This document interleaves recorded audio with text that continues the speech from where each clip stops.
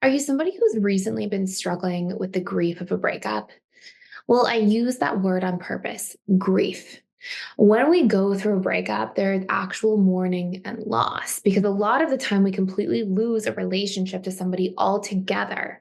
And it really isn't that much different from somebody passing away or the death of somebody as a whole. And something that can be really impactful in terms of grief and letting go of those painful sleepless nights, shedding that heartache and leaving it behind so that we can come back to ourselves and feel connected and committed to our own lives again is when we understand how grief actually works. And that is the purpose of today's video. As somebody who worked in client practice for the better part of 10 years and then another 4 or 5 years here in the personal development school, working with students online, something that I found to be really profoundly useful is understanding how grief works. So it isn't this monster under the bed. So it isn't something that we're just afraid of, but don't understand, don't have context for. And in today's video, we are going to go through the three major components of what grief is actually made up of so that you know how to take action through these things. Heal your grief in the shortest period of time possible. And today we're going to make this really specific to grieving a relationship with a fearful avoidant attachment style.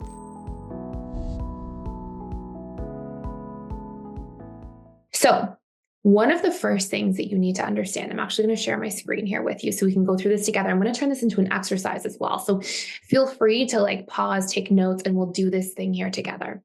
So first thing that you want to really understand is what grief is made up of. I want you to think of your heart here in this sort of visual representation. And I want you to imagine that grief is the void that exists.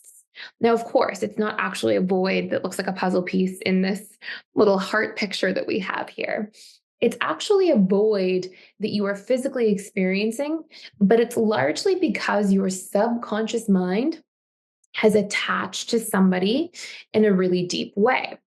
And we're not just attaching to their physical form or their physical body. In fact, if somebody's physical body, and not to be extremely morbid, but if somebody's physical body was sitting around hanging out, even though they were not physically alive, and if their physical body was in your house somewhere, that's not solving the problem, right? If we lose somebody in regards to death and their physical body is around, we don't feel like the problem is solved. We hurt just as much. And the reason is that we're grieving things that are non-physical. Okay. So we're grieving that we have attached at a subconscious level to a person, but it's not their physical body that we've attached to. It's these two things in particular. And then we're going to talk about number three, which is our stories. It is that we've attached our identity to this person in some form. I'm going to explain this to you in a lot of detail in a moment. We have been getting certain needs met from a person. And when those needs are no longer met and our identity that we've attached to this person is no longer as present, well, what happens all of a sudden is if you can imagine that somebody was meeting your needs for a long period of time, maybe they met your needs for emotional connection, because fearful avoidance, for example, are really good at that. If they were meeting your needs for emotional connection and suddenly they left the relationship, they take your needs with them. So they leave this void of how your subconscious was accustomed to and programmed to get its needs met. And now that that's gone, that void is what the grief actually is made up of. And so what you want to understand here is that there's specific needs that fearful avoidant attachment styles meet. And when you know what those needs are, you're empowered to take action on those needs in your own life. And that's one of these three major components. So we're going to start here. Okay. We're going to just take a look at how we actually experience grief. Okay.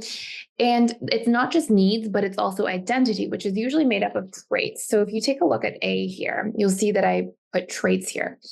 Fearful avoidants, for example, often come into relationship dynamics and they tend to be really thoughtful, right? They're very considerate of other people. They tend to be very protective, and they tend to be very spontaneous. So let's just use spontaneity, okay? Let's say they're very spontaneous. Well, maybe when you attach to a fearful avoidant, they brought out the traits of you being more spontaneous as well. So they helped to kind of shift your identity a little bit. Suddenly you became a more spontaneous person through the attachment to the fearful avoidant in this relationship. Now, when they're gone, if you weren't already empowered to express your own traits of being spontaneous, it feels like the part of your personality that's very spontaneous or that was learning to be spontaneous got taken with that person because you weren't empowered to be spontaneous on your own before that relationship. And so now when that person's gone, it feels like they took a piece of you with them. And that is one of the reasons that grief hurts so much, right? That's one of the reasons that suddenly everything is so painful because it feels like you're actually losing a part of yourself with that person. Hence this sort of visual diagram of like this void being here and this puzzle piece being taken away. So I want you to first understand that. The second part is our needs. So again, you can imagine the same thing, like this puzzle piece being taken away. Maybe this person really met your needs for emotional connection, or maybe they made you feel really seen and heard or deeply cared for. And now when they're gone, if you don't have a lot of those needs being met in multiple ways from other relationships or from other people in your life, again, this person leaves this void behind. Now, I picked needs and traits that generally fearful avoidance are a big part of meeting. And what we have to be able to do here for the first two, I'm going to come to C in a little bit because it's sort of a separate discussion, but which is our stories. You know, when we look at our needs and traits, the faster we can get empowered to become who we were when we were with this person and meet the needs that they were meeting, the better we can do this, the faster we put this puzzle piece back where it belongs. In other words, the faster we fill up the void. Now, again, the void isn't like physically existing in your heart per se, but it's existing in your subconscious mind's programming, how your subconscious mind was used to getting its needs met, how your subconscious mind was used to expressing certain traits with or through that person that you were dating, in this case, the fearful avoidant. So you have to first start by making a list. And this is really exercise or step number one that I want you to do. Okay. And I'm actually going to, give you a second to go through this. We'll even do this together. You can pause and actually write these things out if it's helpful for you. But I want you to first make a list of when you were dating the fearful avoidant attachment style, what traits did they bring out in you? Okay. Were they helping you be more spontaneous? Were they thoughtful and that made you feel really connected or cared about? Were they protective? Were they really strong and they helped you sort of find your own inner strength? Were they really resilient and they helped you become more resilient as a result? Like, what were some of those traits that you attached to in them that might have actually shaped your personality in certain ways? And I'm going to tell you a story to really exemplify this. I was doing this work, okay, because this work does not just exist for breakups. I was actually doing this work with a client years ago who had lost one of their children in a very tragic way in a car accident. And this client in particular was going through and talking about this experience with losing a child, and they were absolutely distraught.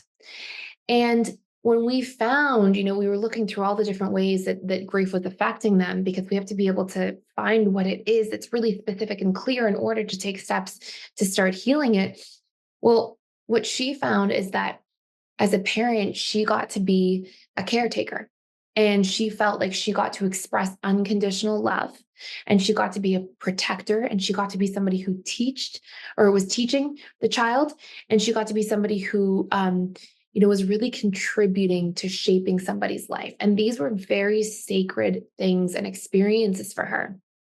And of course, understanding these things doesn't take all of the pain and suffering away from losing a child, but it can make a big impact.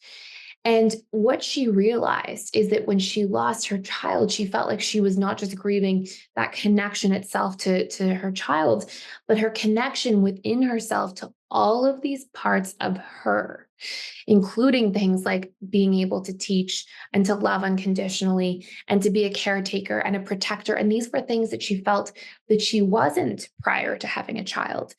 And so when she started to be able to, and mind you, this wasn't like a week after the experience happened. This was like a year later after she had lost her child that she was processing some of these things. or suddenly, starting to do the work on some of these things. But what helped her so much in her journey was to feel like she could put one foot in front of the other again and get back to life in some way, was to start creating places in her life where she could be a teacher again, where she could contribute again, where she could love or express more unconditional love to others. And of course, I'm not going to sit here and tell you that like there's no pain after doing that if you lose a child, but I am going to tell you, after doing grief work with many, many people over the last decade, that these steps make a huge impact. Okay. They can take out a big chunk of what feels like grief that we can't even overcome at all to even get back to our normal lives. And what she found is that heartache diminished dramatically as she started to express more of these traits in other ways. And one of those ways was having another child a little further down the line, but it was also becoming some of these traits that she felt like she was with her first child, being able to express them more in a variety of different ways was very healing for her heart and for her experience. And so when we extrapolate this out and we look at when this comes to like grieving a breakup, I think that sometimes breakup grief is underestimated, right? And I'm not going to sit here and say that it's comparable to losing a child, but it doesn't mean that it's not extreme suffering, right? And a lot of times we're suffering because we feel like we lost a part of ourselves when somebody was suddenly out of our lives, right? They took our identity that we were expressing with them, that we learned to become more because of them or with and through them.